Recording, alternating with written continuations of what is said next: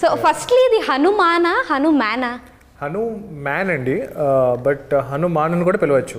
Okay. So సినిమాలో ఇదొక Hanu man అనే ఒక super hero film, but Hanuman శక్తులు వచ్చిన ఒక కుర్రాడి కథ అనమాట. సో హనుమాన్ అని పిలవచ్చు, హను మ్యాన్ అని పిలవచ్చు, మీరు ఎలా పిలిచినా నాకు ఓకే.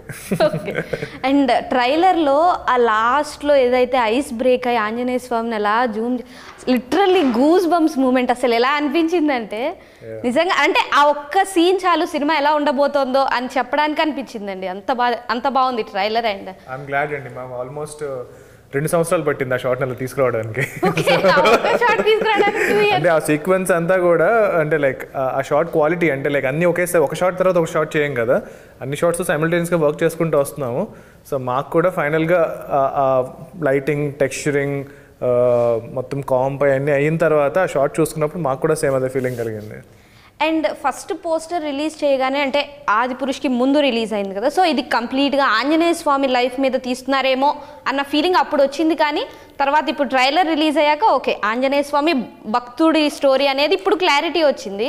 సో అంటే ఏంటి డిఫరెన్స్ ఏంటండి? అది అర్థం అంటే ఇప్పటికీ చాలా మంది అనుకుంటున్నారు, అంటే ఫస్ట్ టీజర్ రిలీజ్ అయినప్పుడు పీపుల్ వర్ లిటిల్ కన్ఫ్యూజ్డ్. దాని ముందు ఈ సినిమా ఒక యానిమేషన్ ఫిల్మ్ అనుకున్నారు, 3D ఫిల్మ్ అనుకున్నారు. బట్ తర్వాత టీజర్ రిలీజ్ అయిన తర్వాత కూడా ఇది హనుమంతుడి కథ ఏమో అనుకున్నారు.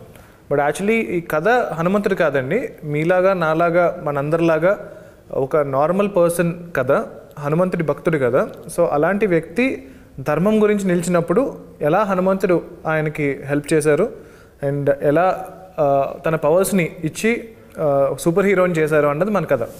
ఓకే. అండ్ ఆయన ఐడియాలజీలో మీకు బాగా అంటే ఈ బేసిక్గా హనుమాన్ మూవీలో మీకు బాగా నచ్చిన విషయం ఏంటి? సూపర్ హీరో అనే ఐడియానే ఇప్పటివరకు ఎవరు చేయలేదు కదండి. సో అది ఫ్యాంటాస్టిక్ ఐడియా కాబట్టి అందరికీ ఇంట్రెస్ట్ ఉంటుంది. ఇప్పటివరకు చూడని రకమైన సినిమా చూడడానికి ఇంట్రెస్ట్ ఉంటుంది. అలాంటప్పుడు చేసే అవకాశం వస్తే ఇంకా డెఫినెట్గా డబుల్ ఇంట్రెస్ట్ ఉంటుంది కదా. అండ్ అంటే బేసిక్గా ముందు అనుకున్న విషయం ఓకే మీ లుక్ రిలీజ్ చేసిన తర్వాత మేబీ శ్రీ ఆంజనేయంలో నితిన్ గారి క్యారెక్టర్ అలా ఏమన్నా అమాయకంగా ఇలా ఉంటుందేమో అనే ఒక ఆలోచనకు వచ్చారు. అండ్ నెక్స్ట్ ఇప్పుడు ట్రైలర్ రిలీజ్ అయిన తర్వాత యాక్షన్ సీన్స్ కనిపిస్తున్నాయి. అండ్ మీరు కూడా అంత అమాయకంగా ఏం కనిపించట్లేదు, క్యారెక్టర్లో కొంచెం పవర్ఫుల్గానే ఎన్ని వేరియేషన్స్ చూడొచ్చు అంటారు?